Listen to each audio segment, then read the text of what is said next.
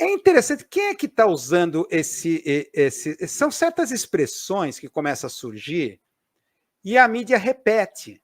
Repete que nem papagaio isso. É empatia para cá, para lá. E é interessante que quem está usando esses conceitos foram aqueles que criaram o problema. Tá? Então, esse conceito de empatia. Então, por exemplo, um pouco antes, né, de surgir a grande mídia, dentro desse aspecto da crítica midiática, a grande mídia, ela usa certas expressões, certos clichês, que muitas vezes os entrevistados começam a usar e eles começam a usar também. Então, por exemplo, vê o caso aqui na vanguarda semântica, aqui o Mourão e o Bolsonaro. Eles começaram a usar expressões, por exemplo, pacificar o problema, a questão. Pacificar é um jargão militar, é derrotar o inimigo. Pacificar o problema, pacificar a questão, é você pacifica quando você derrota, elimina o inimigo.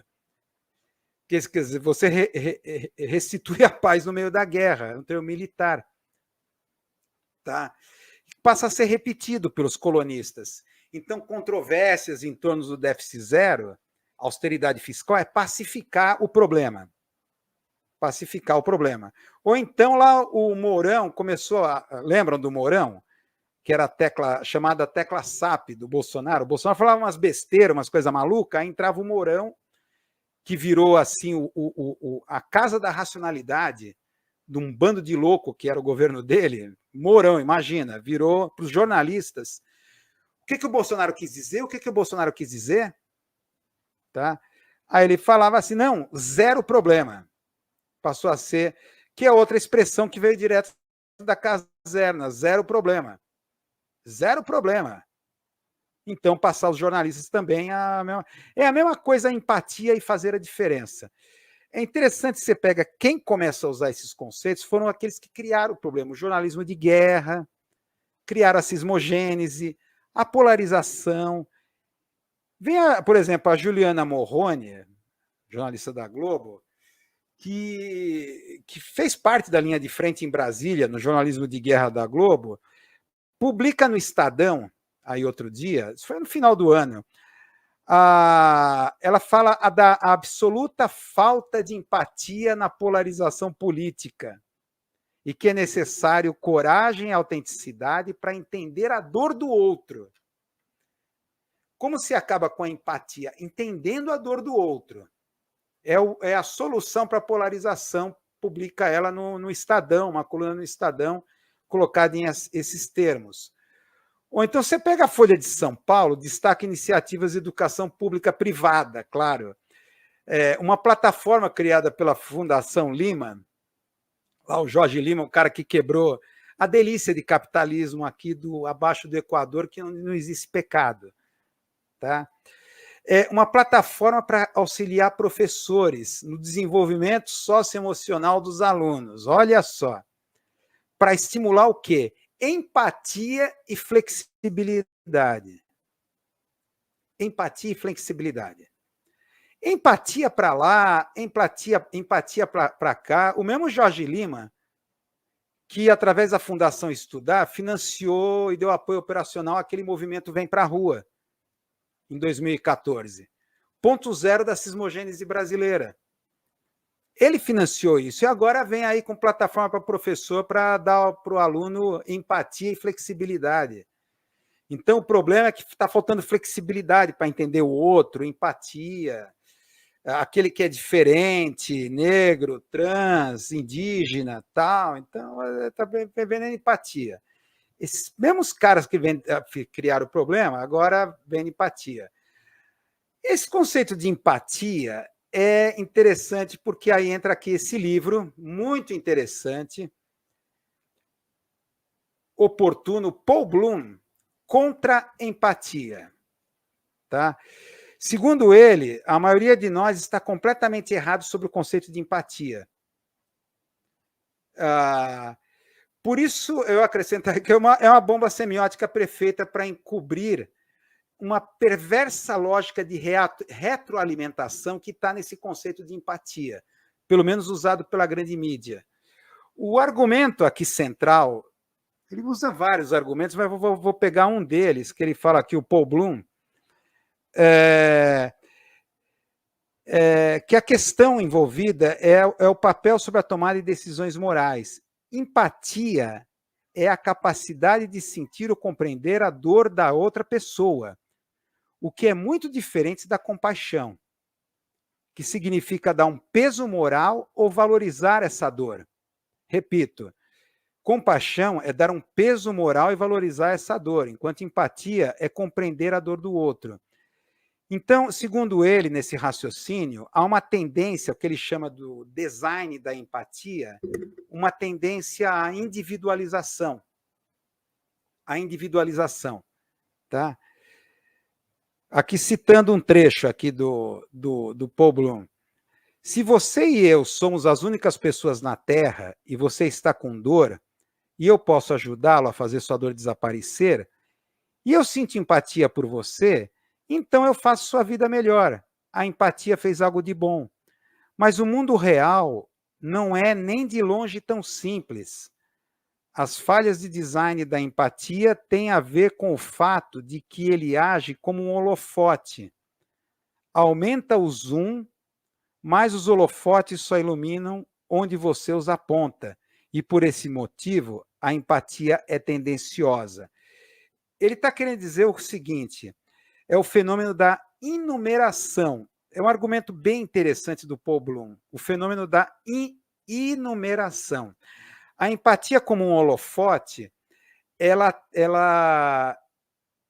não entende a diferença entre 100 ou 1 em 1000, pelo argumento dele. Por causa da empatia, que muitas vezes nos preocupamos com o sofrimento de uma pessoa, em vez de 100 ou 1000. A empatia, esse design da empatia que ele fala, tem tendência do holofote, a inumeração. Eu posso me preocupar com o sofrimento de uma pessoa e não de 100 mil.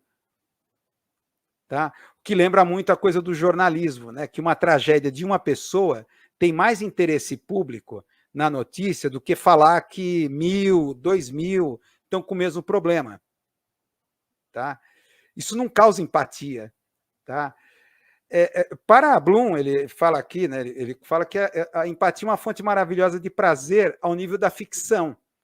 A gente se identifica com o personagem. E na intimidade, que é fundamental para o sexo, numa relação a dois. Mas no campo do domínio moral, a empatia acaba se tornando um desvio. Tá? Desvio da onde? A questão é que cada vez mais a empatia, ela tende a você sentir empatia por um igual ao seu. Como você vai entender a dor do outro? Isso vai abrir numa clivagem da comunicação, que é o lugar de fala. O lugar de fala. Se você só pode entender a minha dor se você for como eu estiver no meu lugar. Um branco não pode falar da dor do negro. Isso retroalimenta esse processo de cismogênese que a empatia deveria curar, supostamente.